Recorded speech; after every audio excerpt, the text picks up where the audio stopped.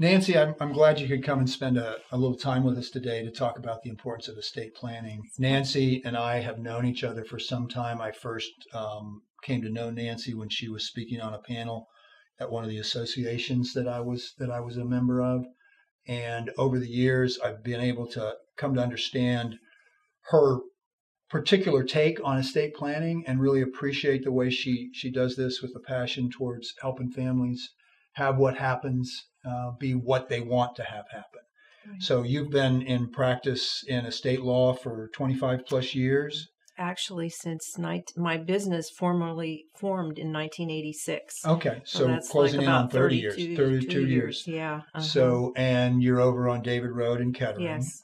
You serve 3,000, 3,500 families, businesses.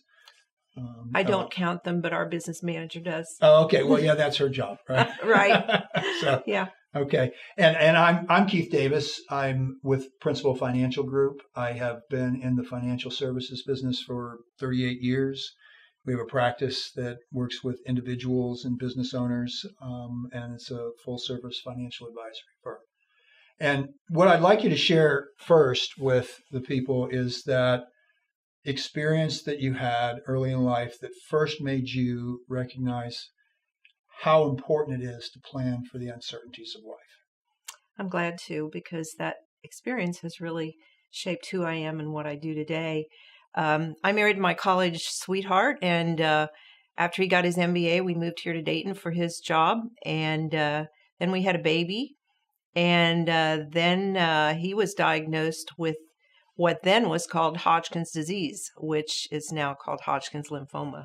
Yeah. And we didn't have the internet then. So some friends, medical friends of mine, loaned me medical books, and I read up on Hodgkin's, and I thought that David had about 10 years and that we had maybe 10 years to plan and that sort of thing. But the moment of truth really hit me when I realized that Hodgkin's is a form of cancer and that David was no longer insurable and that he had $25,000 worth of life insurance. Oh, wow. Yeah. Yeah. And that certainly created a lot of fear in me. And so that's when I learned to trust God a whole lot for my future.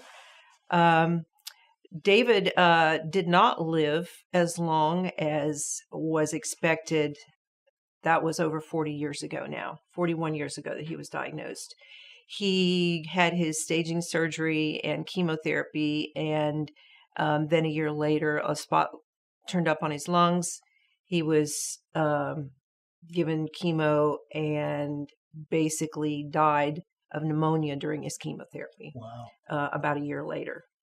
And so our daughter, Amy, was 2, and I was 27, and David was 28. And so certainly when that $25,000 check was delivered and I realized that that's all I had, I needed to, I was working, thankfully. Sure. I had a decent job, but I knew that I needed to support my daughter and myself, theoretically for the rest of our lives. I wasn't going to count on getting married again, getting to support, having another husband to support me. It was all on your shoulders. It was all on my shoulders. So I had read a book by F. Lee Bailey called The Defense Never Rests. Back then, he was on the talk show circuit, and he was quite a flamboyant lawyer. Right, very famous guy. Yeah, very famous. And I got that book in the mail by mistake. Because I was a member of the Book of the Month Club and I forgot to send him my card. And I read it. And that is really the book that God used to call me to go to law school. And so then I quit my job and I found out, lo and behold, that as the mother of a small child, I could get Social Security. Yeah. So I applied to UD Law School and was accepted. And so during that time, we lived on our Social Security, and I used the $25,000 to pay my law school tuition. And I actually ran out of money my last semester, and my parents had to pay for my tuition. So I'm thankful that they were willing to do that. Sure. But all along, I realized, especially in estate planning class, I took Dale Searcy's estate planning class at UD Law School. I realized how much planning that we could have and should have done Sure. and hadn't done. And I went from being discouraged to angry. You know, the story is interesting to me on a number of levels because I've been in this business now for a long time, and I've had things like that happen. That I've seen these things happen to families, and I've also seen many success stories where the bad thing doesn't happen, and that's what most planning gets put off because, in truth, most of the time the bad thing doesn't happen. But I can tell you, planning ahead can make a world of difference for when it does happen. I had a client when I was very young in the business who, for years, he had talked to me about wanting to start his own business. He was an engineer with General Motors, and he called me up one day in May. So this is probably 35 years ago. And he said, well, I did it.